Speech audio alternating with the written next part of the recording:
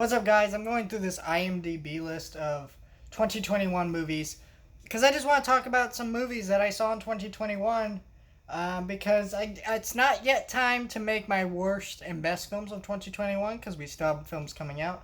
But I think it's an appropriate time to talk about my least to best favorite of the first 6 months of 2020, and then we can do my as a whole thoughts at the end of the year. So let's kind of talk with some of the early ones I saw. The first one I'm seeing here that came out the earliest on this list was let's pull it up right here.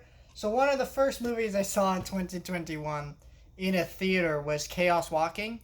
This came out in January. This movie is a piece of shit. If you don't know, Chaos Walking was based on a book, and not a good book. Well, okay, let me rephrase that. I've never read this book, okay? I mean, what I'm saying is it's not a good adaptation of the book. So, this movie is shit. And the reason why is because it was delayed a bunch and reshoots a bunch, and it had a bunch of production issues, and it made it this just jointed, clunky mess of a film that makes no sense. It feels so alien. Like, it doesn't feel like this movie was made by people. It feels like it was made by aliens who are trying to kind of simulate what humans interact like. And it's also a weird concept that I don't think can work as a film. Like, the idea of you can visualizing thoughts. Like, I can imagine that working in book format. I imagine that's why the book is so well talked about, but in a film format we get to visualize that. It's very weird. It just doesn't come together. Piece of shit movie. The other one I saw here that I saw earlier this year was Raya and the Last Dragon. Here's the thing. Earlier this year I reviewed Raya, and I thought it was okay. I saw it when it came out, and I thought it was okay. I didn't see this one in the theater. I paid for the Disney Plus premiere bullshit thing. Yeah, that thing. And I thought the movie was okay at the time, and I've seen it multiple times now, and I can tell you this movie, I mean, it's still okay, but it gets worse and worse every time I watch it. You kind of see the flaws of a movie like this. It feels like it has no personality to it at all.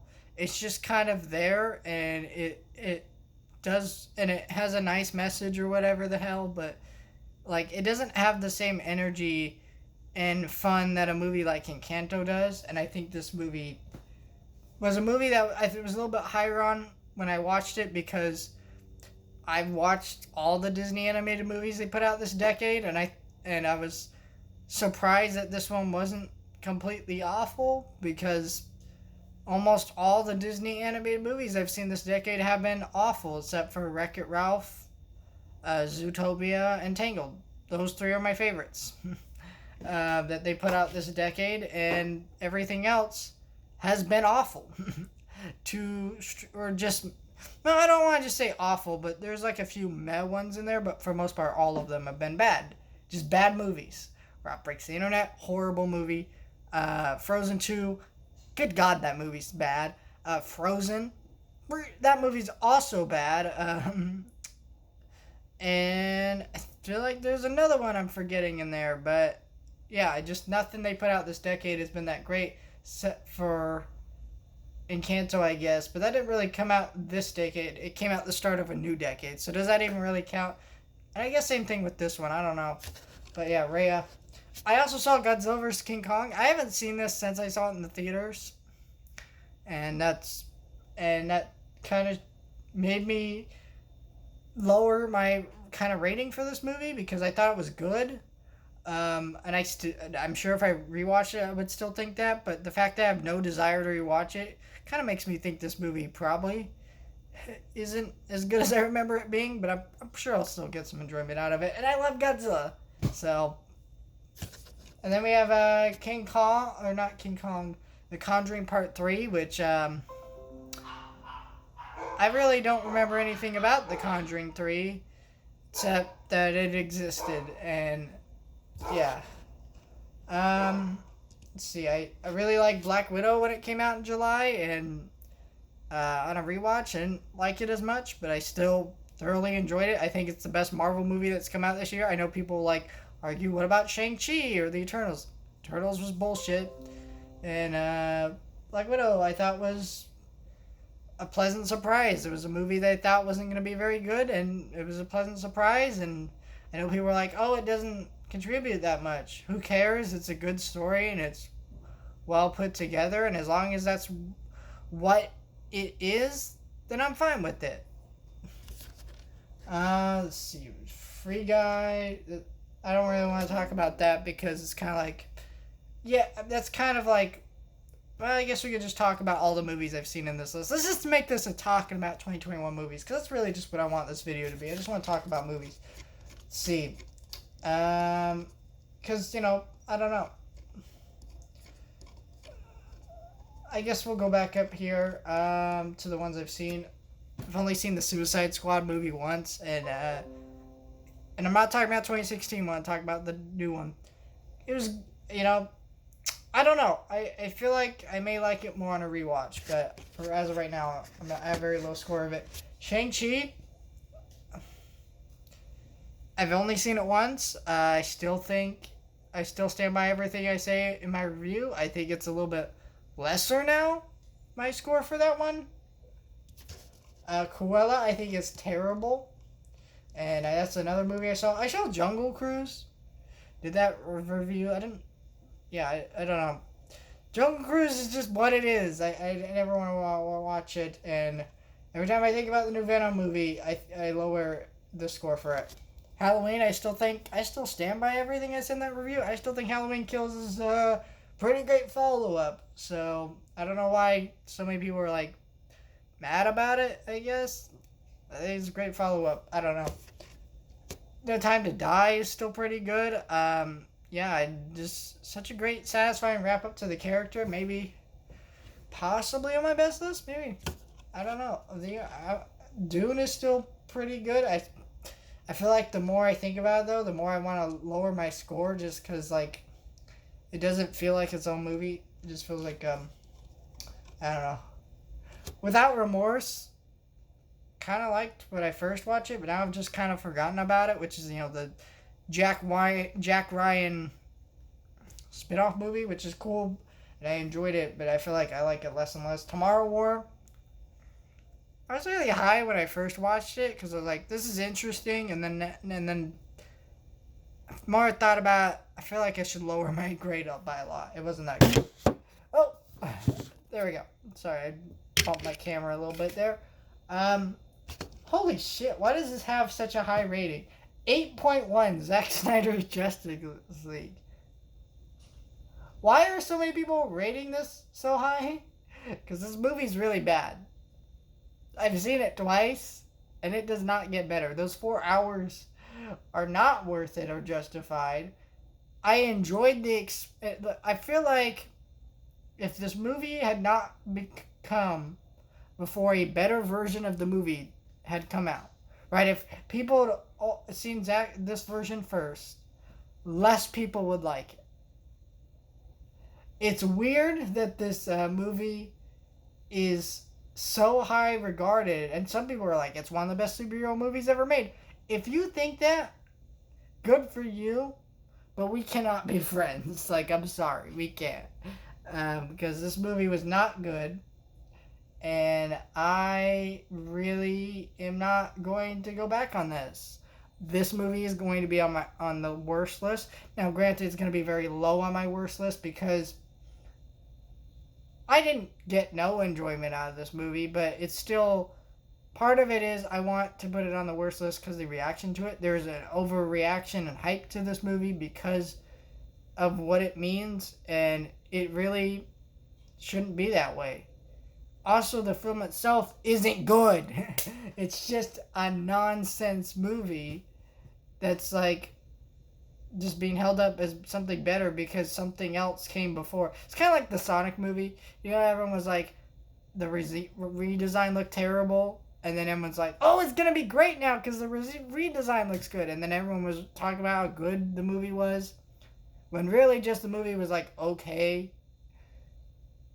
Like, yeah, I feel like it's that kind of reaction with this movie, and cannot, I cannot get behind any of that.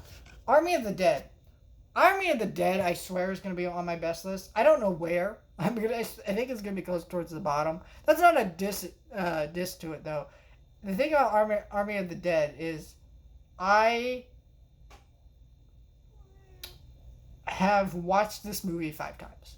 This is the movie I've seen the most times this year, and that's not for any other reason that a lot of my best list of movies are movies that are heavy, like they're about emotional themes, they have a lot to say, or whatever, or they're just so they're really good movies, right? But this is one of those like movies that's so easy to rewatch because it's just a good time, and that's why this movie is going to be on my best list. And I'm so because it's just like I can keep rewatching it. It's just a fun zombie heist movie. Absolutely adored it. And it's the most fun movie I've watched all year. So I wish I would have seen it twice in the theater. Snake Eyes, I've grown to dislike less, but I still very much dislike it for all the same reasons. I think the reason I like it less is just because like it is not a terrible movie, and I can see what they were going for, and I could see a sequel to Snake Eyes being good, but this movie itself isn't good. I just could see a sequel being good, and there are things I like about it, like a lot of the casting decisions. Wrath of Man is a movie I've already forgotten about, and I have nothing to say about. I want to put it on the worst list of this year, but it's like I have nothing to say about it to do that. Like, it's just such a nothing movie. Thunder Force is the worst movie of the year, I think, because I've watched other movies that have technically been worse than this. Like, I saw Chaos Walking, and that movie was technically worse than this. But there hasn't been a single movie that made me more bored and just want to die more than this movie. So, yeah. And then the Fear Street trilogy movies, I have nothing to say about it. And then we're getting past a bunch of shit I haven't watched. Vacation Friends. This is like a raunchy adult comedy that I watched on Hulu, and it was okay, I guess. I don't have anything to say about. Viva was so disappointing. Legit, I love Lin-Manuel Miranda. I don't love Hamilton, but I do love In the Heights. I did love Encanto, and I like a lot of his music from Moana. I don't love all of it. Like, I think songs like How Far Will Go are terrible, but for the most part, I think what he does musically is really great. And Netflix put out a lot of really good animated movies this year, so I thought, all right, this one's gonna be pretty good, and it wasn't. It was really bad. It started with this emotional hook, had this great story, and as soon as that old man dies, I guess spoilers, but the movie's been out since August, so you've had lots of time to see it. And I don't think anyone cares about spoilers for this movie that much. But yeah, as soon as that old man dies, and Vivo gets in the bag and shows up at this little girl's house, it shifts focus with this awful song and this little girl, and it focuses on her story throughout the movie, and it's every bad kids movie you've seen with annoying character that they're shoving in your face. Except in normal bad kids movies, they're just normal bad kids movies. This one had a really good emotional hook, so it pissed me off even more because I'm like, wow, I really thought this was going to be something great, and then it turned into this nonsense. So, just a very, very frustrating movie. Candyman, I still stand by what I said in this movie. This movie is overhated just because of the political aspect to it. If your criticism of a movie is that it has political talk to it, you need to stop talking. Because it should never be the politics as a movie critic, right? I'm not saying don't address them. I'm not saying it can't be an issue, but the politics themselves should never be the issue. It should be how the film explores it, and it also should be how well written it is into the story, right? Because if you're mad that Candyman's talking about Black Lives Matter or whatever, or like, the issues of, police brutality and things like that, well then, sorry, you didn't watch the original, because that had a lot of commentary with that in that movie too. I know people go, well, the Black Lives Matter movement didn't exist, but you're right, but it's still like, it is something that was always there. It's still, those kind of talks were still always there. Maybe that exact movement didn't exist, but those kind of talks have always been something that's been going on throughout history. So I don't know. Not to get all political here. I'm just saying, like, if your issue with the movie is politics alone, you really shouldn't be reviewing movies. It really should boil, because as a critic, you should, talk about the filmmaking, how well written the film is. And I do believe in the film it didn't handle those political aspects the best, but there's still a lot good in this movie that a lot of critics are just ignoring just so they can whine and complain about politics, and that's just not okay. Army of Thieves I've already forgotten about. I feel like it's going to be on my worst list because I don't know, I kind of enjoyed it more than I expected, but also like I didn't at the same time. Is there any more? Let's see if I can find another list of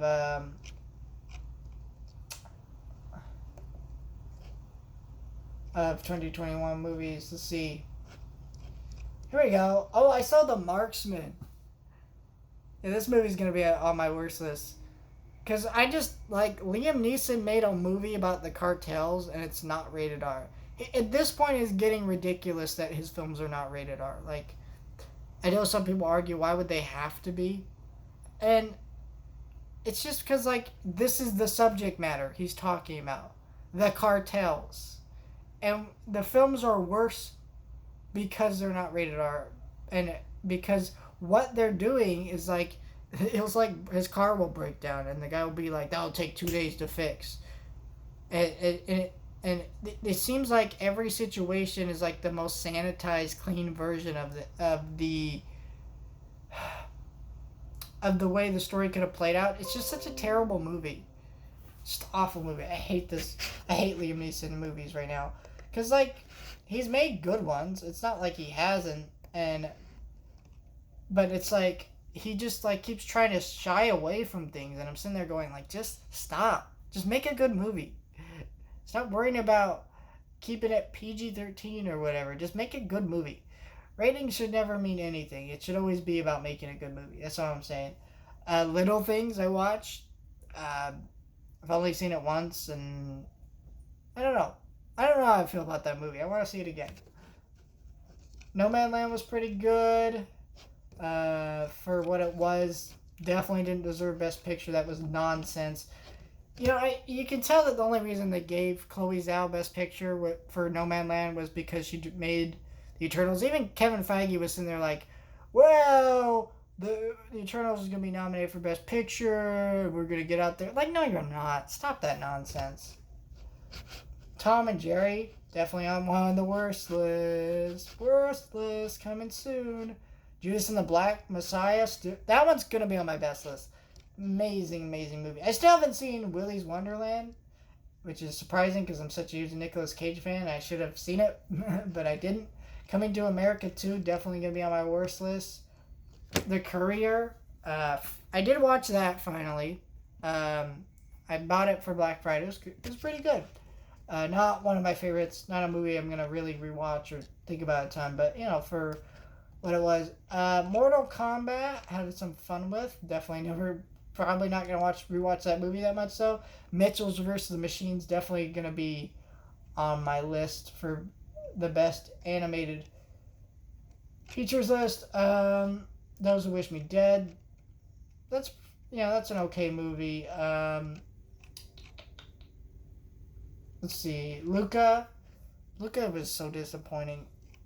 I don't like Luca. I can't even really explain why Luca pisses me off so much, but it does. In the Heights, I've talked about In the Heights enough. Definitely gonna be on my best list. Ice Road, another boring Liam Neeson movie. Again, I'm gonna put this and The Marksman in the same spot on my worst of year list because they're just like there's just no excuse for how bad this movie is. America, the Motion Picture. Oh, this is what I forgot about. Yeah, this one's gonna be on my worst list because there's just no excuse for how dumb and ridiculous and bad this movie is. Like, even as someone who was like, all right, I'm full on board for this like crazy version of like American history, it just lost me so quick, and I just wanted to like be done with it, and it was really bad. And it's weird because they're like from the team that brought you Archer and Spider-Verse. Well, it's like that team has done really great things, and then we get this, and I'm sitting here like, what is this? Let's see. Old, yeah, I forgot about Old. Yeah, that's another one that's gonna be on the worst list because everything is wrong with Old. Everything. I don't know. The Troll Hunters, Rise of the Titans. That one's gonna be on my worst list because it was just like, as a fan, that was just so disappointing. The Green Knight, definitely on my best list. Probably I'm gonna have at least 2 A24 movies on my best list. That's gonna be one of them. Respect, absolutely one of the worst films of the year. Such a lazy, boring, nonsense retelling of Aretha Franklin's life. Reminiscence. I have nothing to say about Reminiscence. There's just nothing to say about that movie. There's a reason that movie was a failure. It's not because it's like the worst movie ever made. It's really bad. In the sense that it's just super forgettable, and I don't know. The Coward Counter is a movie that is awful and definitely going to be on my worst list. Wow, I'm seeing a lot of my worst list right now. Scooby-Doo Straight Out of Nowhere. Is it weird I want to put that on my best list? I'm not going to because it's just kind of like, I don't feel like it's appropriate for that kind of list. Cry Macho, kind of just generic Clint Eastwood, but fun. Night of the Living Dead animated, fun. Dear Evan Hansen. That's a disaster. By the way, most of these movies I have reviews for. I think every single one of these I have reviews for. But yeah, that one's going to be probably at the top of the list, Dear Evan Hansen. I guess spoilers for my end of the year list, but Dear Evan Hansen is that bad, and I have to put it on that list. Many Saints of New York. I think after rewatching the Sopranos series, after watching this movie a couple times, I've grown to really like it a lot more. I think my issue with it now is that it really should have been like a mini series because they advertise this movie as if it was about Tony Soprano and his life. And, like, who made Tony Soprano, right? There isn't a lot of that. You get a lot of the other family members, which makes me think that this should have been a mini-series where you could have done separate episodes about each family member and their struggles. And it could have been its own series on HBO Max in its own right. And I hope that if this movie did well enough, which I don't think it did, it was competing with Addams Family 2, which is also going to be on my worst list, and Venom 2, which is also going to be on my worst list. Man, I have a lot. Can you tell my worst list is really long? I didn't even realize it was this long before I started doing this video. Like, geez Louise, I have a long list. But, yeah, it was competing with those two movies, and I think it kind of sunk underneath them, and that was unfortunate because it's great. But also, like, most people don't know what The Sopranos in it. And it should have just been, like, an HBO Max exclusive thing. But instead, they, like, opted to put it in theaters on HBO Max at the same time. I'm just like, why would you do that? Because you can just, like, binge The Sopranos on HBO Max. So why would you go to a theater to see this movie when you could just watch the same series on HBO Max? It's this awkward thing. Good movie. Probably gonna make it onto my best list, though more towards the bottom because it's not a bad movie, but it's like it's pretty. I don't know. The Last Duel, absolutely adored The Last Duel. One of my favorite movies of the year. It's a movie that when I watched it, I really liked it, but as the more the film sits with me and what it's saying, things like that, I've grown to only love it more, and so I think it's definitely going to be on that best list. Last Night in Soho, definitely going to be on the best list. Love that movie. Ron's Gone Wrong. Here's the thing. If I was making a top 20 best movies, I think Ron's Gone Wrong would get the number 20 spot. I really liked it the first time. Liked it a little bit less the second time, but I still think the movie's good. I only, and then Antlers. Antlers, I don't know. I don't like that movie. Ghostbusters, Afterlife, meh. I saw it twice, and I've honestly liked it less because it's just like, why do you need a whole movie of reintroducing us to the Ghostbusters? Like people argue that hey, it's for the kids, but like these are the same people arguing that we don't need to we don't need Spider-Man's backstory again. We don't need Batman's backstory again. So why are we doing this for the Ghostbusters, right? It's kind of dumb, and it's really just because it's a kids movie, and it's really like, I don't know. I wanted more Ghost in the movie. It's like watching it a second time made me realize how boring the movie was. It was boring because a lot of it was just like them spending like the whole movie reintroducing you to this thing. And as a fan who's like watched these movies for years now, I know the Ghostbusters 1 and 2 inside and out, and I'm sitting here like, why are we doing this? Why are we spending so much time? Well, that's what a Ghostbusters is. This is a ghost trap. Like explaining these things that as a fan I already know. It just felt wrong to me. Belfast, which was great, saw that one. I have a review for that one. I just posted that a couple days ago. King Richard, pretty good. Is from what a lot of people were saying, but I did not think that, and it's funny, like someone got mad at me for my review of King Richard. They're basically, their comment was, why are you saying all this stuff about the movie when all these other critics are saying this? He basically was mad that I wasn't spewing out the generic critic opinion, and I'm like sitting here like, okay, if you just listed like all these critics that were saying this exact thing and you wanted me to repeat that, then why are you like mad at me when you could be listening to these critics who you clearly agree with more, right? Like my job isn't to like spew out the generic critic opinion. My job is to tell you my thoughts on a movie while trying to be, as objective as possible, while understanding that, there is always going to be subjective things when it comes to film criticism, blah, blah, blah. But, it's like, what the hell, man? Like, what do you want? The new Resident Evil I still haven't seen. House of Gucci I still haven't seen. And oh yeah, here's some of the list of the things coming out this month. I definitely want to see West Side Story. Spider-Man I don't really care about, but I'll see it because I review every Marvel movie. It's just my thing. The Tender Bar. Oh, I didn't know anything about this one. That's pretty cool. There's a documentary about shooting Clerks coming out. Interesting. I need to watch that, probably. I don't know if I'll have a review for that one. Matrix 4. Wait. Matrix 4 and Spider-Man come out the same day? Is that right? Hold on, let me look this up. Because that would be weird, right? Matrix.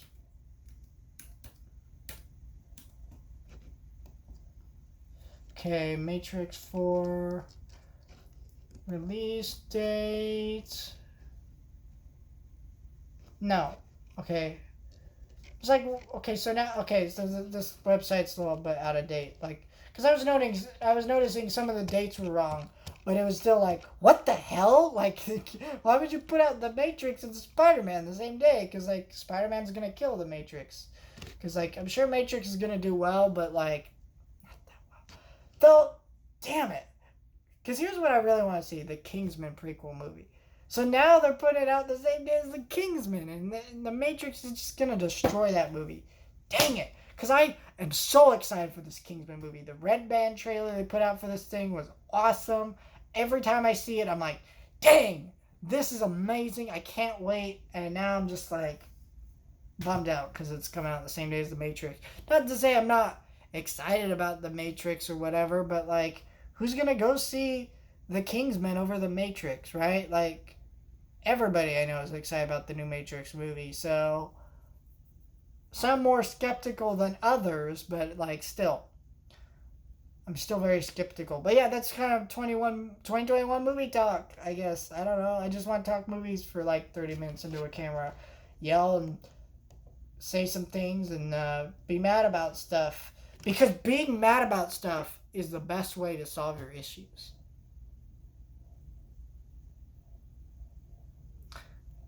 You know, there are a couple things though I was disappointed I didn't get to see. I was disappointed I missed out on seeing Spencer. I've heard great things about that. But here's the thing: I saw the poster before I was hearing good things about the movie.